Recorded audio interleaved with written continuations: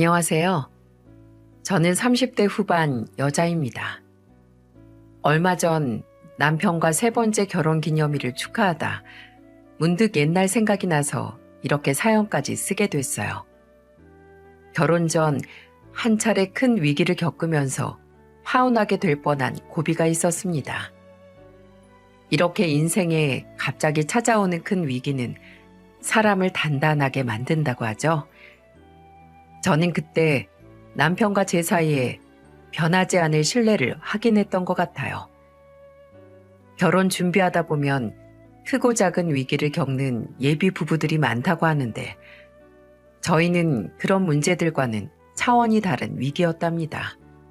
살다 보니 참 별일을 다 겪은 저와 남편의 파란만장했던 결혼 전 사연을 지금부터 하나씩 풀어볼게요. 친한 언니를 따라 우연히 나갔던 모임에서 미래의 남편을 처음에 만났습니다. 한눈에 봐도 훤칠하고 훈훈한 외모였던 남편을 보고 첫눈에 반했죠. 그런데 정말 운명이라는 게 있는 건지 남편도 저와 같은 마음이었고 대화를 하다 연락처를 교환하게 됐어요.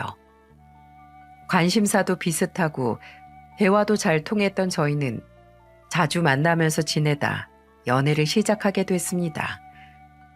서로 취향, 입맛, 관심사가 너무 비슷해서 정말 내 반쪽인가 싶었죠. 게다가 궁합도 안 본다는 4살 차이였는데 정말 금상첨화 아닙니까? 그런데 마냥 다정하고 밝아 보이던 남편에게는 가슴 아픈 사연이 있었어요. 연애 초반 남편은 제 손을 잡으면서 슬픈 목소리로 제게 사연을 털어놓으며 말했습니다. 나 중요하게 할 말이 있어. 사실 지금 우리 아버지랑 지내는 분 친어머니 아니야. 중학교 때 친어머니 사고로 돌아가셨거든. 세상에, 사고라니. 큰 사고였던 거야? 횡단보도에서 신호 기다리시다 졸음운전하던 트럭에 치이셨는데 워낙 큰 사고라 수술받다 돌아가셨어. 너무 허망하게 돌아가셔서 그런가? 아버지가 재혼한 분을 뭐라고 불러야 할지 모르겠어. 죽어도 어머니라는 말이 안 나와. 사실 그렇게 부르고 싶지도 않아. 오빠 마음이 가장 중요한 거지. 억지로 어머니라 부른다고 가족이 되는 것도 아닌데 너무 강박적으로 생각하지 마. 나는 너랑 정말 진지하게 미래까지 생각하고 있어서 미리 내 가정 환경에 대해 말해주고 싶었어. 이래저래 복잡한 집안이라고 생각할 수도 있잖아. 에이, 아니야. 자식이 부모님 재혼을 하라 말아 할 자격이 어딨겠어. 오빠 잘못 없으니까 걱정 마. 남편은 제게 가정사를 털어놓고 한결 후련해 보였어요. 둘 다 늦은 나이에 만났기 때문에 결혼을 전제로 시작된 만남이었죠. 그래서 남편도 남들과는 조금 다른 가정사를 미리 털어놔야겠다고 다짐했던 겁니다.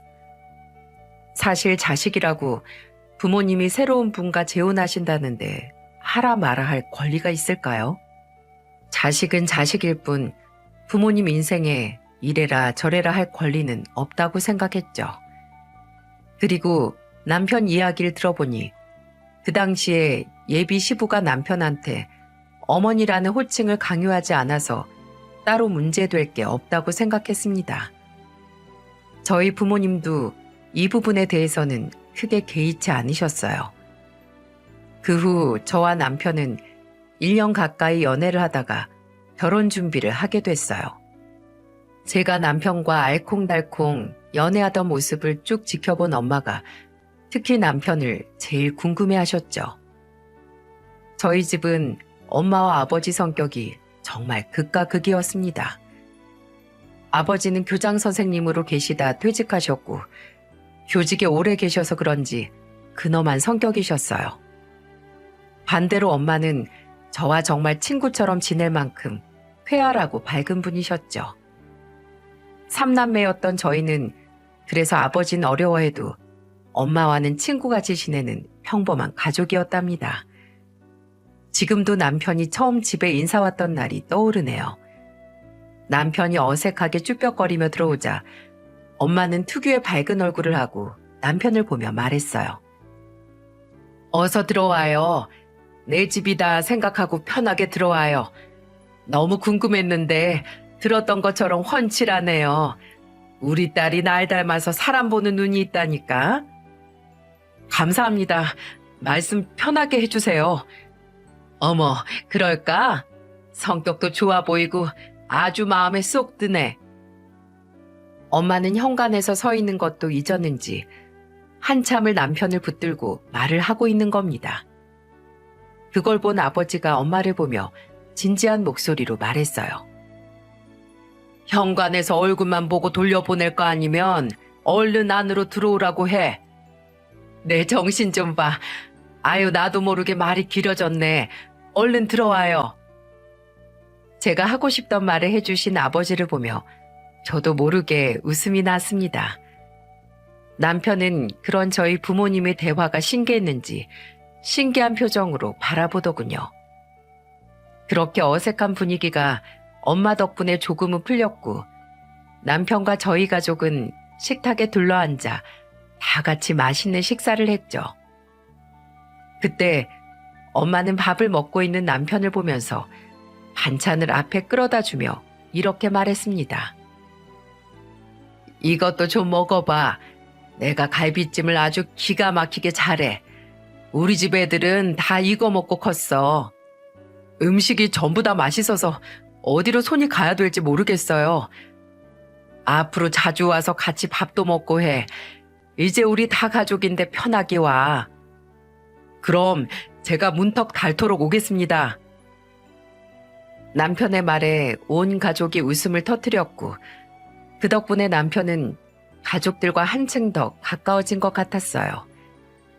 저녁 식사 이후 부모님은 남편과 가볍게 술을 마시자고 제안했고 그동안 궁금했던 걸 물어보기 시작했죠. 가볍게 시작된 술자리였는데 역시 술이 조금 들어가니까 금세 친해져 있었어요. 정말 딱 기분 좋을 정도만 마셔서 그런지 대화도 훨씬 친근하고 자연스럽게 나누게 됐죠. 시간이 지날수록 대화는 점점 속 깊은 주제로 바뀌고 있었습니다. 그러다 아버지가 남편을 보며 진지한 목소리로 말했어요. 이렇게 대화를 쭉 해보니까 우리 예영이가 신랑감을 아주 잘 골라온 것 같네. 이제야 좀 마음이 놓여.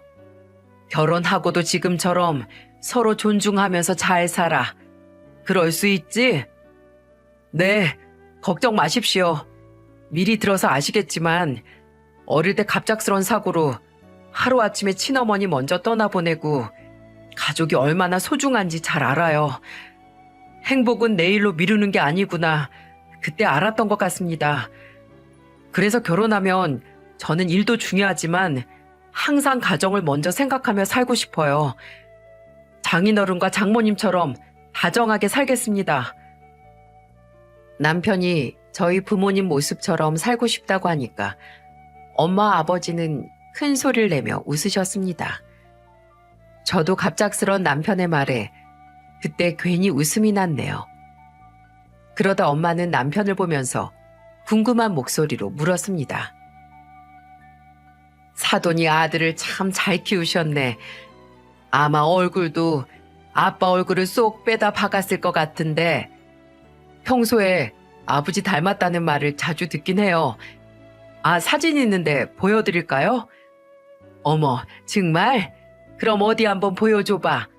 내가 눈썰미가 좋아서 어디를 닮았나 한눈에 알아보지.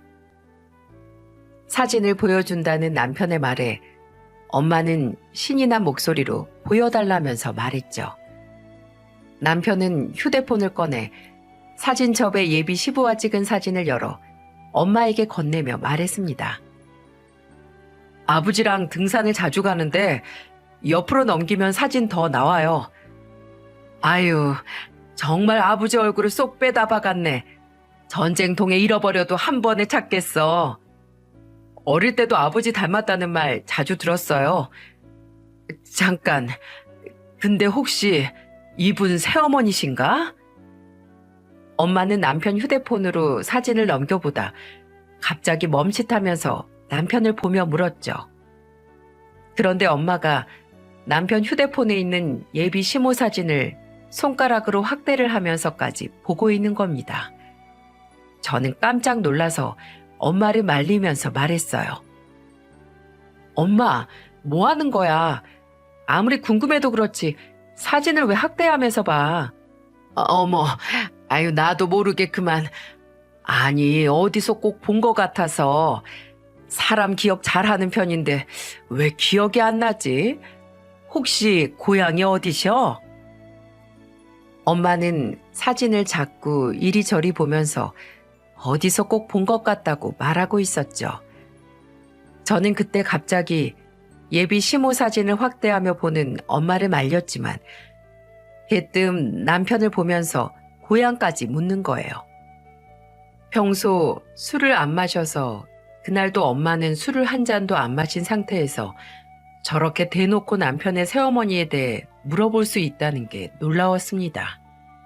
그래서 정말 아는 사람인가 싶었는데 엄마의 질문에 남편은 침착한 목소리로 말했어요. 제가 알기로는 경상도가 고향이신 걸로 알고 있어요. 이상하네. 아이 그럼 내 고향 친구도 아닌데 대체 어디서 봤길래 이렇게 낯이 익지? 엄마 고향은 충청도라서 같은 고향 출신도 아니었죠.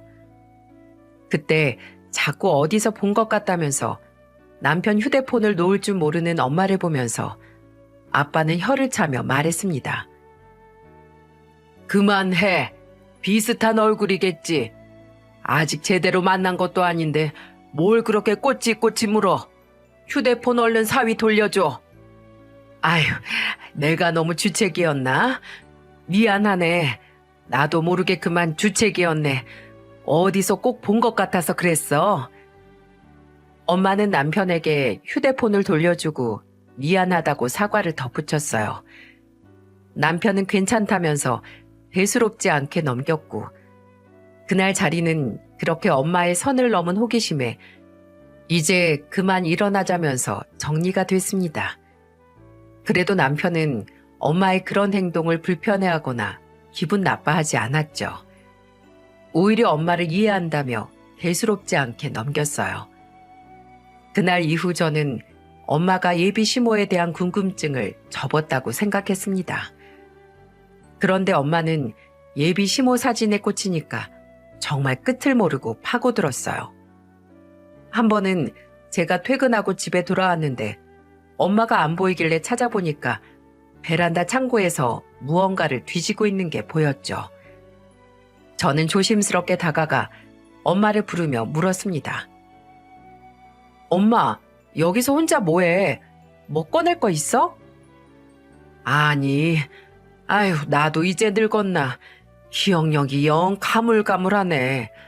분명 어디서 봤단 말이지. 안 그러고서야 그렇게 낯이 익을 수가 있어? 또 그 소리야? 그만 좀 해. 엄마, 그날도 사진 확대해서 봤는데도 모르는 사람이었잖아. 그리고 고향도 엄마랑 아예 다른데 거기서 앨범 뒤져본다고 나오겠어? 엄마는 베란다 창고에서 옛날 앨범을 찾아보고 있던 겁니다. 그걸 보는데 대체 뭐에 꽂혔길래 이러나 싶었다니까요. 솔직히 휴대폰을 찍은 사진은 실물과 다를 텐데 이렇게 앨범까지 뒤져본다고 찾아지겠습니까? 그래서 제가 그만하라고 엄마를 말리는데 엄마는 저를 보면서 이렇게 말하는 거예요. 너 시댁에 인사하러 언제 간다고 했지? 그건 왜 또? 엄마, 제발 그만 좀 해. 진짜 착각한 걸 수도 있잖아. 아니야, 내가 촉이 따고 왔어. 분명 나랑 한 번은 마주친 사이야. 젊을 때 나랑 같은 회사를 다녔나? 아니면 고등학교? 너무 어릴 때 본 사이는 아닌 것 같단 말이야. 너 인사 가면 그냥 넌지시 한번 물어봐. 혹시 땡땡여고 나왔는지? 아니면 충청도에서 뭐 회사 다녔었는지 알았지? 엄마, 나보고 예비 시어머니를 취조하고 오라는 거야? 아무리 남편이 어머니라고 안 불러도 그렇지. 그래도 시어머니 될 뿐인데 나한테 너무한 거 아니야? 그러니까 분위기 좋을 때 넌지시 한번 물어봐. 아니면 너도 내 사진 보여주고 와. 예비 시댁에 인사 가는 딸한테 저런 미션을 주는 친정엄마 본 적 있으신가요? 어처구니 없는 엄마의 부탁에 정말 난감했어요. 저는 끝까지 엄마한테 그런 걸 어떻게 물어보냐면서 못한다고 말했죠. 그런데 엄마는 저한테 정말로 아는 사이 같다면서 꼭 물어봐 달라고 계속해서 부탁하는 겁니다. 그냥 무시하려 해도 엄마 성격상 저 호기심이 풀리지 않으면 상견례하다 예비 시모를 취조할 것 같다는 생각까지 들었다니까요. 그래서 중간에서 난감해진 저는 한숨을 쉬며 엄마한테 말했습니다. 엄마, 그러면 내가 일단 확인해 볼 테니까 진짜 이게 마지막이다? 이번에 확인했는데도 그쪽에서도 모른다고 하면 포기하는 거야? 알았지? 내가 내 이름 석자 걸고 맹세할게. 정말 이게 마지막이야. 맹세! 그렇게 저는 엄마의 호기심을 잠재우기 위해 예비 시댁에 갔을 때 기회 봐서 하나는 꼭 묻고 오겠다 했어요. 이렇게 안 하면 상견례 자리가 예비 시모를 취조하는 자리가 될 것만 같았답니다. 정말 오죽하면 이런 약속까지 다 하고 갔겠어요? 본능적으로 우리 엄마는 이 의문이 풀리지 않으면 풀릴 때까지 알아내려 할 사람이라는 걸 잘 알고 있었죠. 그 후 떨리는 마음 반, 비장한 각오 반을 하고 예비 시댁의 남편과 인사를 갔어요. 이렇게 만감이 교차하는 순간은 태어나서 처음이었죠. 처음으로 가본 예비 시댁은 분위기가 친정과는 사뭇 달랐어요. 떠들썩하게 밥을 먹었던 저희 집과 달리 그날 예비 시댁에서는 조용한 분위기 속에 식사를 마쳤습니다. 그래도 첫인상과 달리 예비 시부는 인자하시고 성품이 좋아 보이셨어요. 예비 시부가 시멘트 회사 임원으로 재직 중이셨는데 현직에서 여전히 일하고 있으셔서 그런지 포스가 남달랐죠. 그래서 근엄한 분일 줄 알았는데 식사하며 대화해보니 인자하고 좋으신 분이셨어요. 그리고 저희 엄마의 연구 대상이었던 예비 시모는 처음 봤을 때는 꼭 새침대기 공주님 같았습니다. 왜냐하면 길이가 서로 다른 목걸이가 주렁주렁 걸려 있었는데 그때 예비 시모 목을 보고 저도 모르게 우와 할 뻔했다니까요. 말도 별로 없고 왠지 깐깐해 보이기까지 했죠.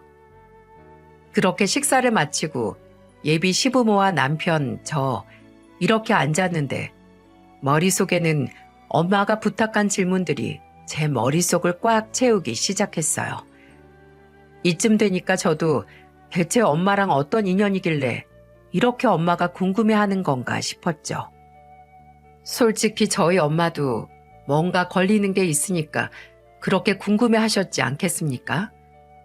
그래도 차마 처음 본 예비 시모한테 학교나 회사 같은 걸 물어보지 못하고 기회를 엿보다 엄마 사진을 건넸습니다. 그때 마침 예비 시모가 저를 보면서 이런 질문을 했었거든요.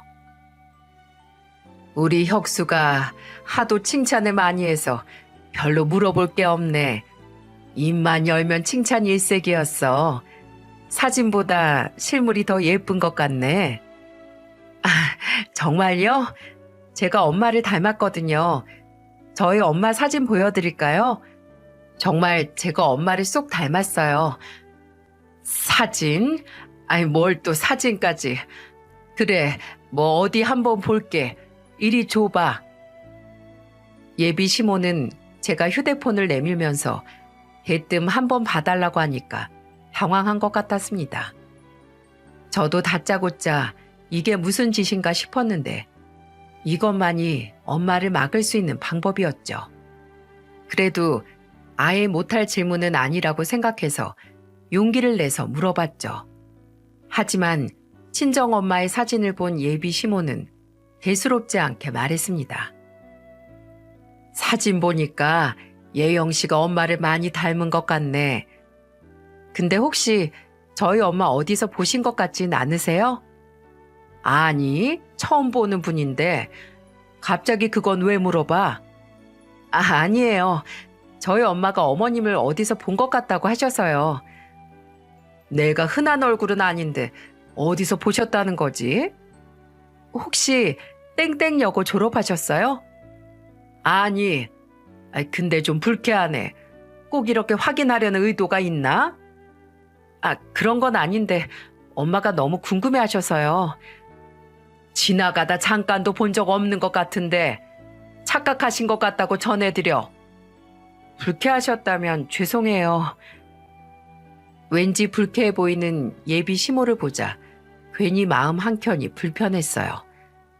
괜한 걸 물어봤나 싶기도 하고 내가 너무 앞뒤 없이 물어본 건가 싶었죠. 그런데 또 한편으로는 이게 정색할 정도로 불쾌한 질문인가 하는 의문이 들었습니다. 사연 들어주시는 분들 중에 어디서 본 것 같다며 이것저것 물어봐 정색할 만큼 불쾌했던 적 있으신가요? 저는 개인적으로 저런 질문을 한다고 기분이 상할 것 같지는 않은데 정색하는 예비 시모가 당황스러웠어요. 그래도 뭐 개인차가 있는 거니까 정중히 사과드리고 넘겼습니다. 그날 같은 자리에 있던 예비 시부와 남편이 애써 대화 주제를 바꿔서 잘 넘어갈 수 있었죠. 그렇게 찝찝한 끝 마무리를 하고 집에 돌아온 저는 엄마를 보며 소리쳤습니다. 엄마, 어머님이 엄마 모른대. 엄마 사진도 보여주고 땡땡여고 나왔냐고 물어봤더니 잠깐 본 적도 없는 것 같대. 엄마 때문에 괜히 나만 이상한 애 됐잖아. 안 물어볼 수도 있지.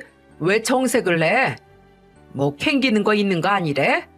사진 딱 봤을 때부터 어딘가 쎄했어. 그만 좀 해. 이쯤 했으면 할 만큼 했으니까 엄마도 이제 포기해. 제가 화를 내며 말하자 엄마는 뭘 그렇게까지 싫어하냐며 예비 시모를 의심스러워했어요. 너무 많이 들어서 진절머리가 난 저는 그만 좀 하라고 소리까지 쳤습니다. 겨우 잘 넘기고 왔더니 엄마가 또 분란을 만들까 걱정이었죠. 하지만 예비 시댁에 인사 갔던 날 마지막 고비를 잘 넘겼다고 생각했는데 그건 제 착각이었습니다. 그 후 예비 시모가 저한테 전화해 잠깐 들렀다 가라는 거예요. 심지어 제 번호도 남편한테 따로 물어보기까지 했다는 말에 저만 따로 불러서 중요하게 할 말이 있구나 생각했죠. 아무런 의심 없이 도착한 예비 시댁에는 예비 시모 혼자 있었어요. 그런데 꼭 저한테 단단히 화가 난 사람처럼 팔짱을 끼고 앉아서 저를 보며 말했습니다. 내가 어머님 모른다고 하니까 어머님이 뭘 하셔? 그게 착각한 것 같다고 하시네요. 저희 엄마가 워낙 모임도 많고 발이 넓으셔서 가끔 이렇게 착각하세요. 확실해? 나 모르시는 거 맞다고 하셨어? 네? 네, 잘못 봤다고 하셨어요. 그거 봐. 본 적 없다고 했지? 그러니까 왜 괜히 헛소리를 전해서 내가 널 이렇게 따로 불러서 확인하게 만들어? 갑자기 예비 시모는 버럭 화를 내며 말했어요. 솔직히 이렇게까지 화낼 일인지도 모르겠고 그냥 넘겨도 될 일인데 과민 반응 같았죠. 그런데 예비 시모는 뭐가 그렇게 화가 잔뜩 났는지 저를 보면서 이런 말까지 했습니다. 아무리 모임이 많고 아는 사람이 많다고 해도 그렇지 함부로 사람 아는 척하는 거 아니지. 엄한 사람 잡을 뻔했잖아. 네? 엄한 사람을 잡다뇨? 정말 별뜻 없이 궁금해하신 거예요. 그러니까 난 누가 알아보면 아주 불쾌하다고. 앞으론 그런 질문 하지도 마. 특히 네 시아버지랑 남편 앞에서 입 조심해. 기분 나쁘셨다면 제가 대신 사과드릴게요. 근데 이게 입 조심할 문제인지는 잘 모르겠네요. 너 나 지금 무시하는구나. 내가 혁수 친엄마 아니라니까 이렇게 막 해도 될 것 같아서 그래? 내가 반대하면 너 결혼 못해. 어머님이 이런 분인 거 알면 저도 결혼 못하죠. 인생 길게 봐야 하는데 어떻게 결혼하겠어요? 뭐야? 이게 네 본색이구나. 그렇지? 나 너 같은 애들 잘 알아. 이 집에 돈 좀 있는 것 같아서 들러붙은 거지? 나 밀어내고 나면 다 네 차지 될까봐 그러는 거야? 예비 시모는 다짜고짜 화를 내면서 저한테 본색이 나왔다면서 트집을 잡는 겁니다. 그런데 그때 예비 시부와 남편이 아무것도 모른 채 집에 들어오다 예비 시모가 화내는 목소리를 듣고 놀란 얼굴을 하고 들어왔어요. 남편은 무슨 일이 있냐면서 물었고 갑자기 예비 시모는 목 놓아 울면서 예비 시부를 보며 말했습니다. 여보, 나 진짜 억울해서 못 살겠어. 당신도 알잖아. 나 다른 사람이랑 똑같은 거 하고 다니는 거 싫어해서 액세서리도 한정품만 사는데 나를 자꾸 딴 사람으로 착각하잖아. 아, 오해할 수도 있지. 당신은 뭘 그런 걸 가지고 며느리 되레 불러다가 화를 내. 꼭 내가 별거 아닌 것 같다고 무시하는 것 같아서 그렇지. 그만해. 난 또 밖에까지 큰 소리가 나길래 큰일이라도 난 줄 알았네. 당신 그거 병이야, 병. 아주 지독한 공주병이라고. 뭐? 지금 나 놀려? 아유, 됐어, 됐어. 세아가, 내가 미안하다. 아, 이 사람이 공주병이야, 공주병. 내가 잘 말할 테니까 너는 어서 가봐라. 혁수 너는 세아가 집까지 데려다 주고 와라. 예비 시부는 저한테 신경 쓰지 말라면서 대신 사과까지 했어요. 귀걸이에 목걸이까지 주렁주렁 달고 있을 때는 그냥 저런 반짝이는 걸 좋아하는구나 했는데 그날 듣고 보니까 예비 시부 말대로 아주 공주병 말기 같았습니다. 그래서 다른 사람이랑 착각했던 것 같다고 하니까 예비 시모는 기분이 확 나빴던 거라고 생각했죠. 그런데 저는 그런 거 말고도 예비 시모한테 꼭 사과받아야 하는 게 있었어요. 바로 저한테 돈 있는 집이라 들러붙은 거냐는 말에 대한 사과를 받아야겠다 싶었습니다. 저는 예비 시모를 보며 말했어요. 아까 저한테 돈 뜯어먹으려고 들러붙었냐고 하셨던 말 사과해 주세요. 제가 이렇게 말하자 그 자리에 있던 예비 시부와 남편은 깜짝 놀란 표정이었습니다. 당황한 예비 시모를 보면서 저는 이렇게 끝까지 말했어요. 저 그렇게 돈만 보고 결혼할 만큼 없이 살지 않아요. 재벌까진 아니어도 저희 부모님 두 분 다 성실하게 사셔서 자산도 있으세요. 그런데 제가 왜 돈 뜯어먹자고 결혼을 해요? 어머님이야말로 저 모함하신 거 사과해 주세요. 뭐? 아직 정식 며느리도 아닌데 내가 왜 사과해? 식장 들어갈 때까지 어떻게 될지 아무도 몰라. 저한테 이렇게 말하는 예비 시모의 말을 듣자 꼭 제 결혼이 엎어지길 바라는 것 같았어요. 그렇지 않고서야 식장 들어갈 때까지 아무도 모른다는 소리를 쉽게 할 수 있겠습니까? 그러자 옆에 있던 예비 시부는 듣다 못해 예비 시모를 보며 버럭 화를 내며 소리쳤어요. 당신 그만 못해? 애들 혼삿길 망치는 것도 아니고 이게 무슨 막말이야? 당장 사과해. 지금 사람 무시하고 있는 건 당신이잖아. 당장 사과해. 예비 시부의 호통에 예비 시모는 당황했는지 꿀먹은 벙어리가 됐더군요.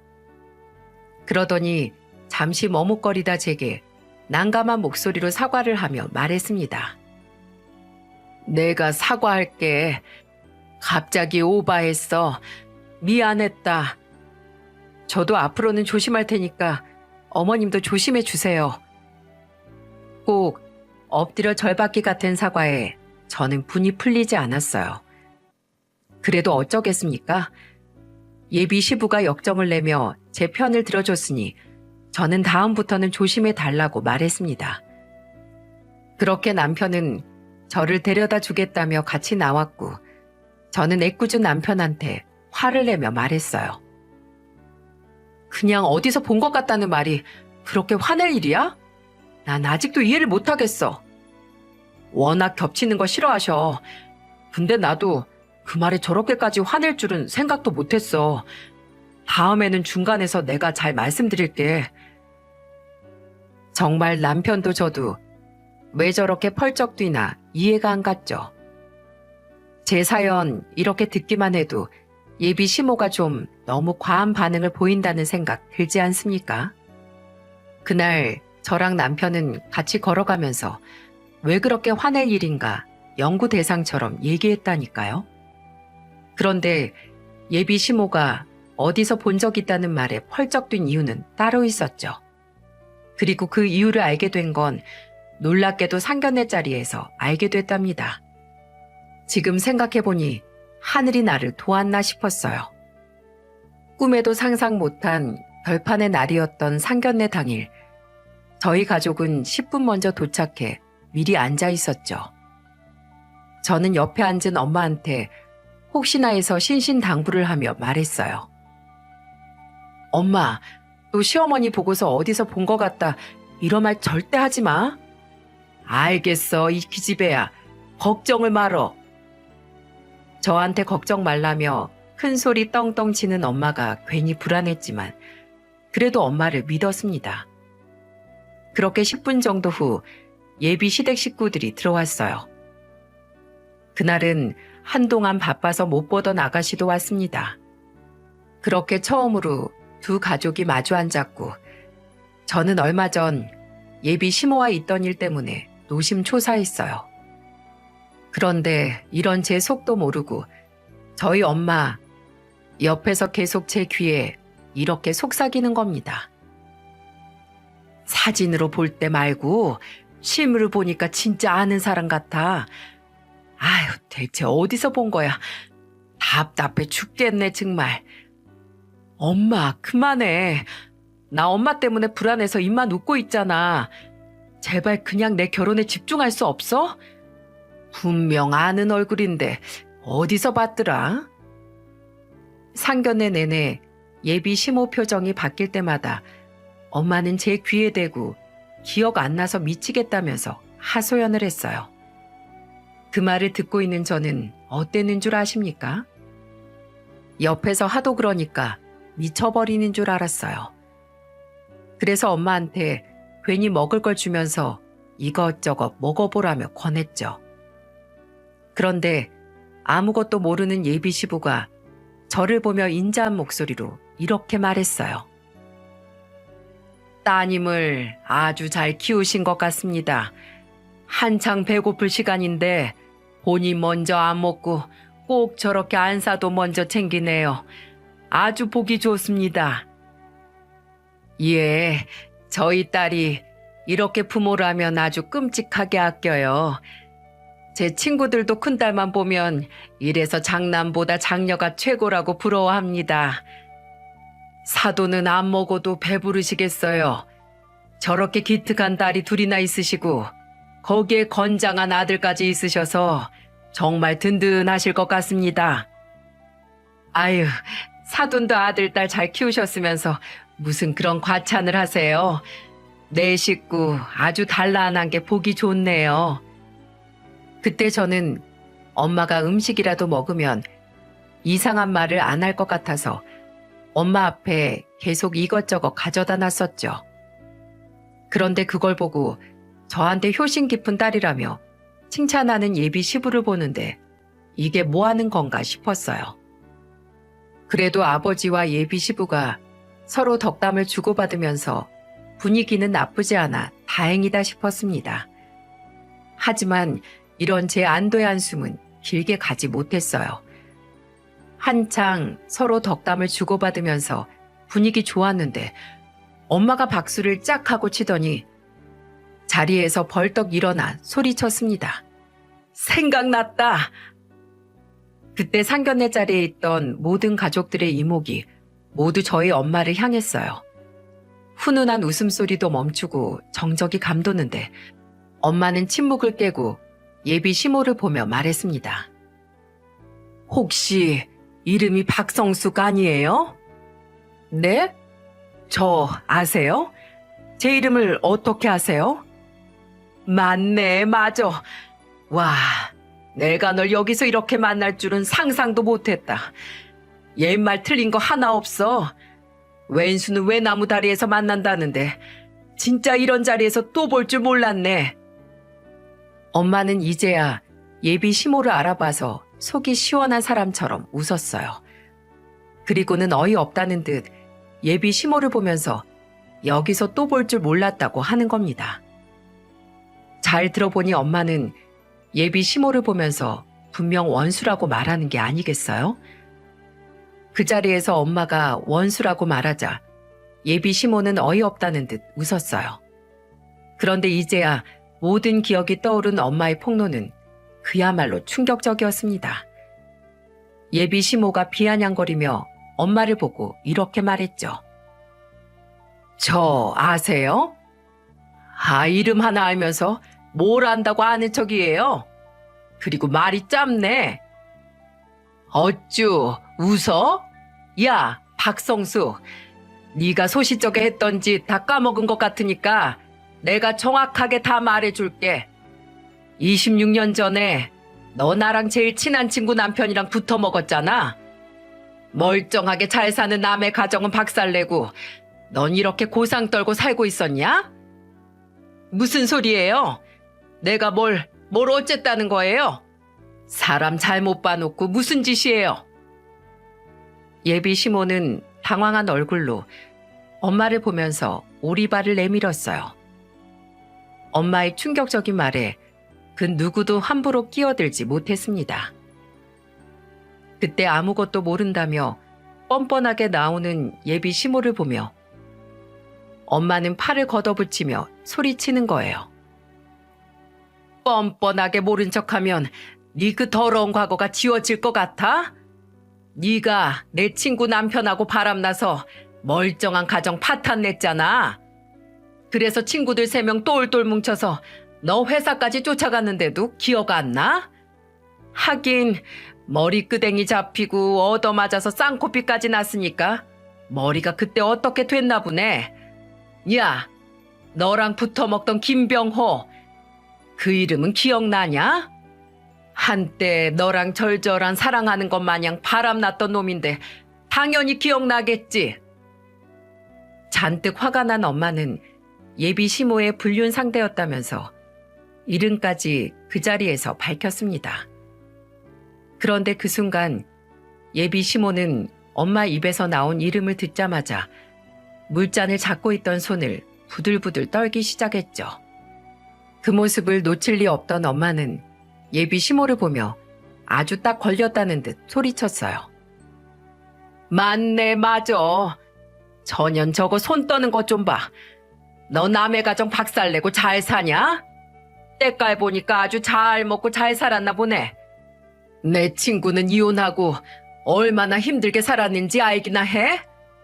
혼자서 자식들 먹여 살리려고 밤낮 없이 일하고 살았는데 네가 이렇게 때깔 좋게 살고 있으면 반칙이지. 아, 맞다. 너 그때 격리로 일하던 그 회사에서 공금 횡령도 했었지? 훔친 돈으로 호의호식했냐? 가정 파탄 내고 공금 횡령해. 너 진짜 그렇게 살고도 밤에 잠이 오고 밥이 목구멍으로 넘어갔어? 엄마의 말에 큰 충격을 받았어요.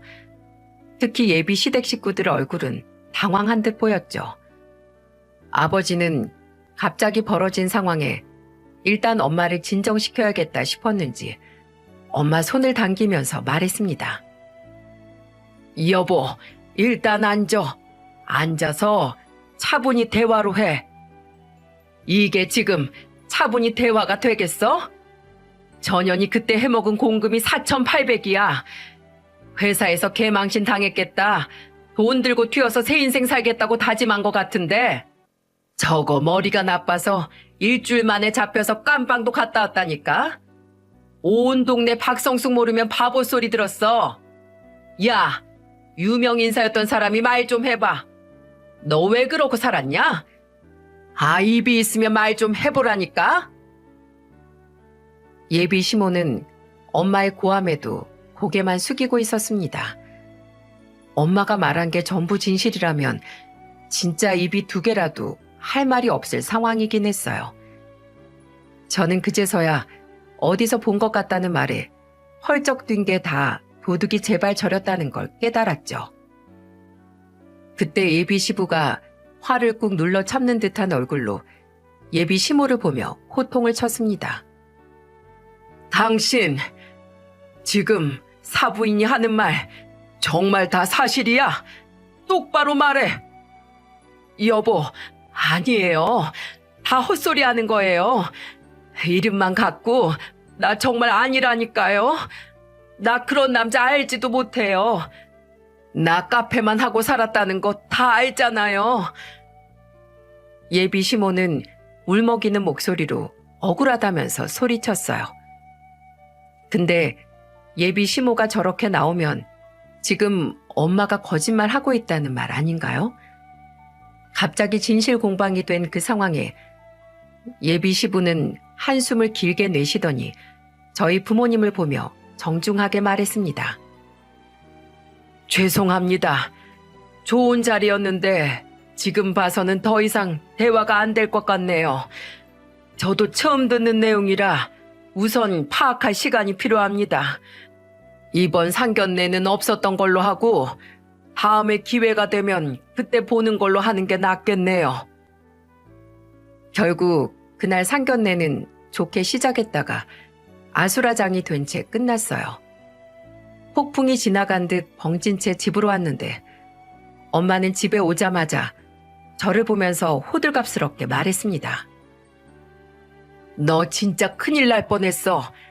저 집안에 시집 갔다가 저 꼬리 9개 달린 게 널 구워 삶으려고 들었을 걸 안 봐도 비디오야. 엄마, 근데 그 말 다 진짜야? 그 엄마 친구 중에 미주 이모 있잖아. 남편 바람나서 혼자서 애들 키웠다는 이모. 아, 그 이모? 미주 이모가 당한 거였어? 그래. 전현 때문에 미주 이모가 얼마나 힘들게 살았는지 말도 못해. 그 이모 얼마나 일만 하고 살았으면 벌써 도가니가 다 나갔어. 난 저런 집구석이랑 절대 결혼 못 시킨다. 네가 전현한테 어머님이라고 하는 거 두 눈 뜨고 못 봐. 당장 파혼해. 엄마의 말에 아버지도 경악을 했어요. 미주 이모 사정은 그동안 익히 들어서 가족들도 다 알고 있었죠. 그리고 가끔씩 미주 이모네를 불러 저희 집에서 같이 고기도 먹기도 했던지라 잘 아는 사이였습니다. 이런 상황에 제가 남편과의 결혼을 밀고 갈 수 있었겠어요? 실체를 전부 다 안 이상 저도 이 결혼은 하고 싶지 않았고요.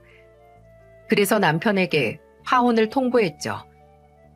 남편에게는 미안한 일이었지만 그때는 그게 최선의 방법이라고 생각했답니다.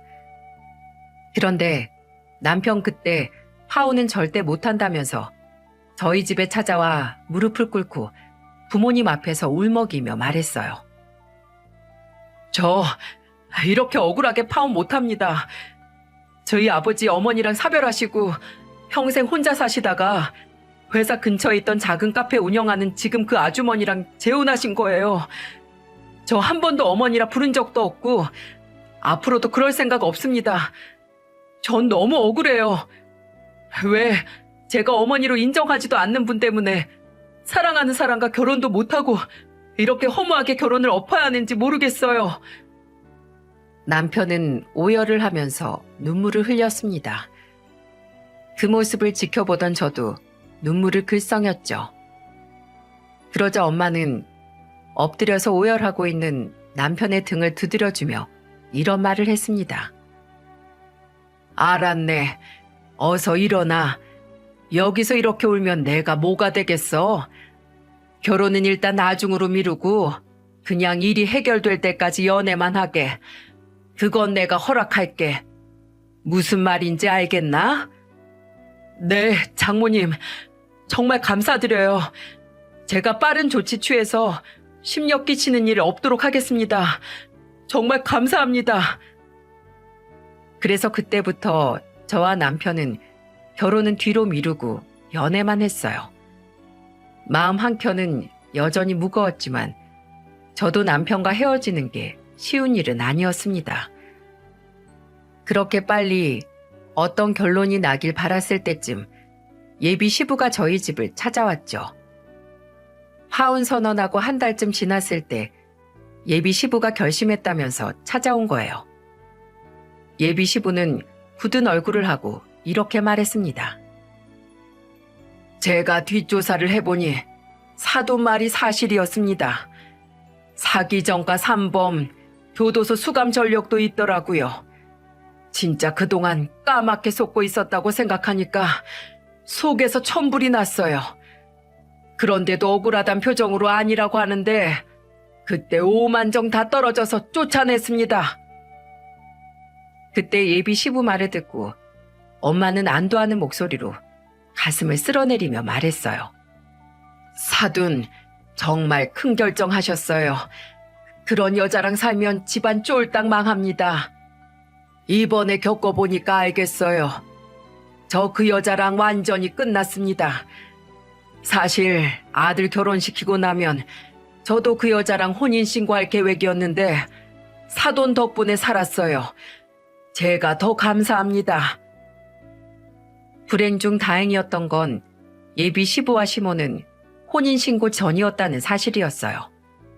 만약 둘이 법적으로 부부관계였다면 얼마나 골치 아팠을지 상상이 가십니까? 생각만 해도 소름 끼칠 정도였는데 결국 모든 걸 다 들킨 예비 시모는 집에서 몸만 쫓겨났습니다.